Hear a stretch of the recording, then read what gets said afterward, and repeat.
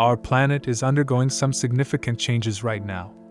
In this video, I'll explain why XRP will be a key technology in resolving some of the most pressing geopolitical issues facing the world now. I frequently discuss on this channel why XRP technology will be essential for changing our payment systems.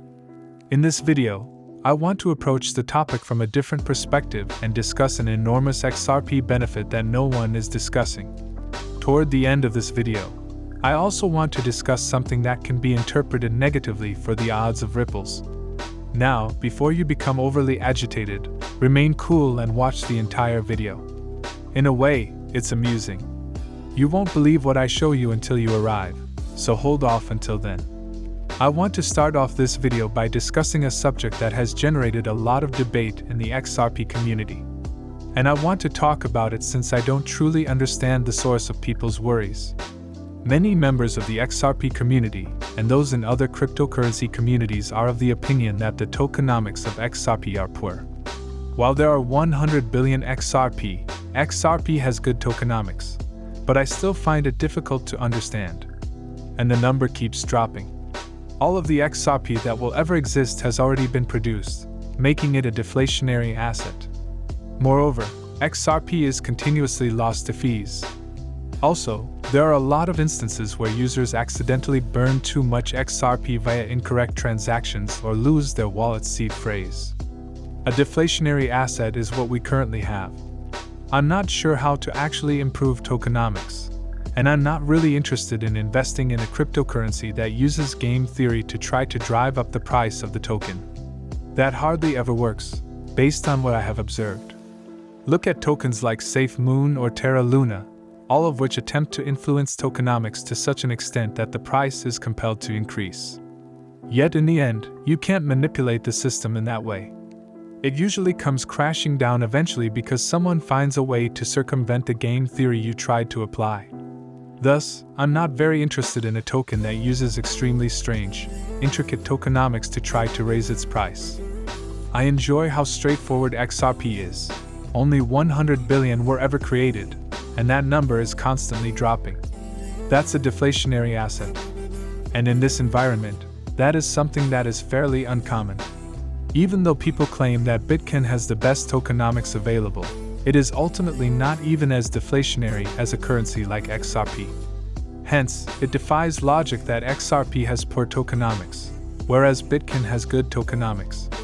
Well, the escrow, for me, is one of the two primary things people like to mention when they claim that XRP has poor tokenomics. Frankly, I completely reject this line of thinking.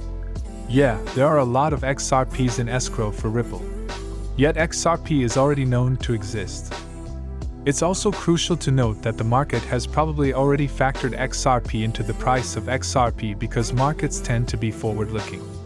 They will actually mark down the price of XRP if they are aware that there is XRP out there that will eventually be added to the overall quantity that is circulating on the market, helping the XRP that will eventually hit the market today. Suppose Ripple has the ability to instantly print new XRP and flood the market with it. Then that would be an entirely different tale. But everyone is aware of how much XRP will add to the market. What is in escrow is known to all. So, it actually shouldn't have much of an impact on XRP's price depreciation. I also want to draw attention to another very intriguing aspect that is frequently overexaggerated, and that represents the whole supply of XRP that is in use. Many frequently claim that XRP has weak tokenomics because there are 100 billion in total, while Bitcoin has strong tokenomics because there are 21 million. What difference does that make in any way?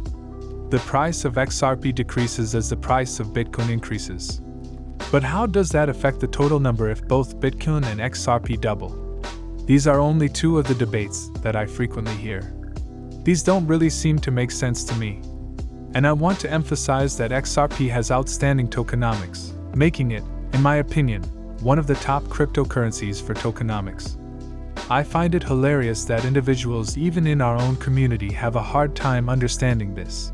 And I've made a ton of videos debating whether or not it's a good idea to burn the escrow.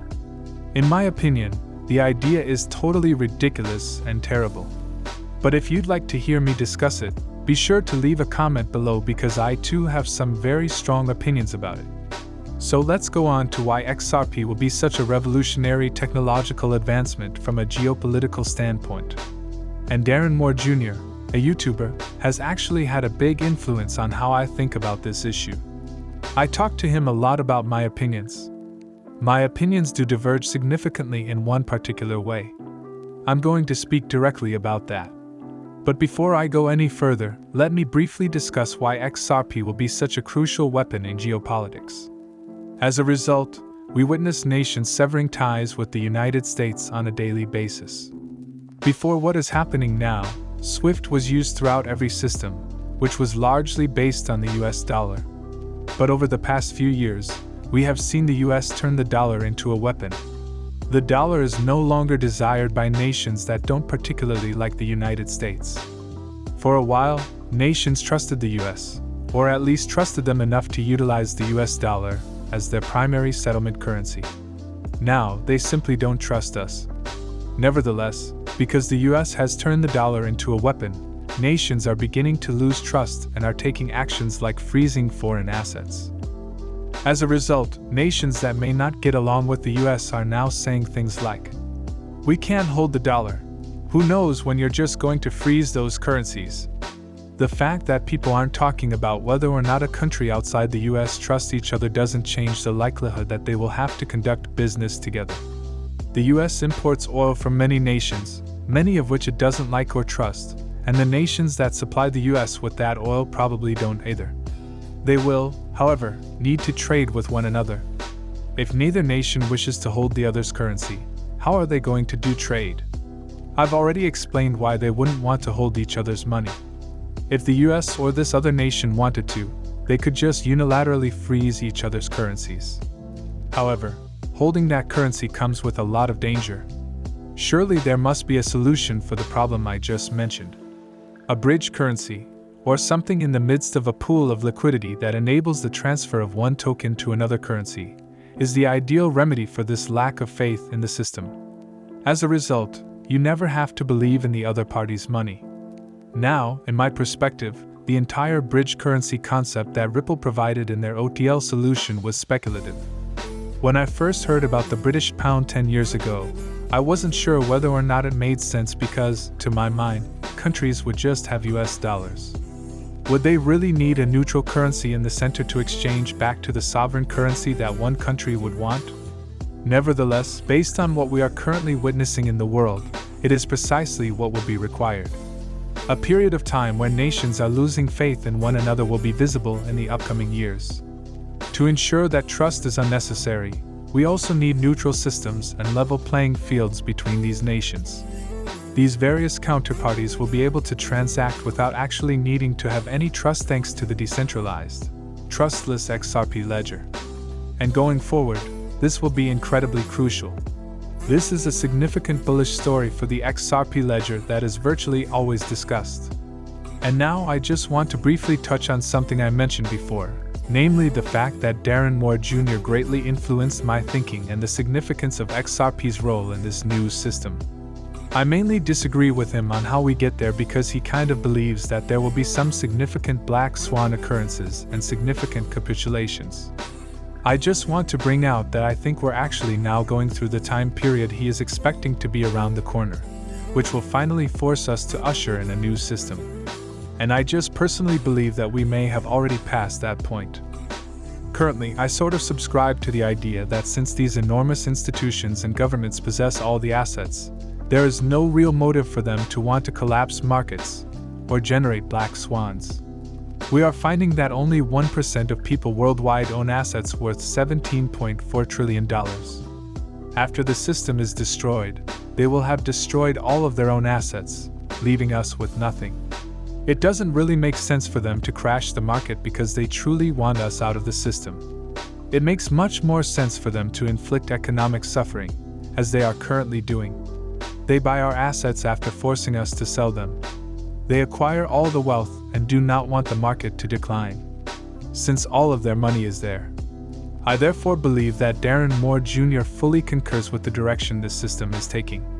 He sees more of a black swan apocalyptic scenario, whereas I see more of a gradual transition into a system where people don't really realize the transition's taking place. I just believe that's where we kind of diverge.